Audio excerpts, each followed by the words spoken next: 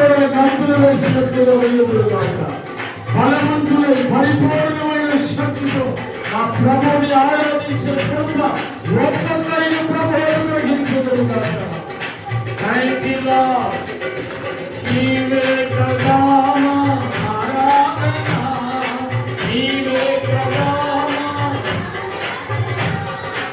ఆరాధన, స్తుతి ఆరాధన, ఆరాధన స్తుతి, ఆరాధన స్తుతి ఆరాధన, ఆరాధన స్తుతి ఆరాధన,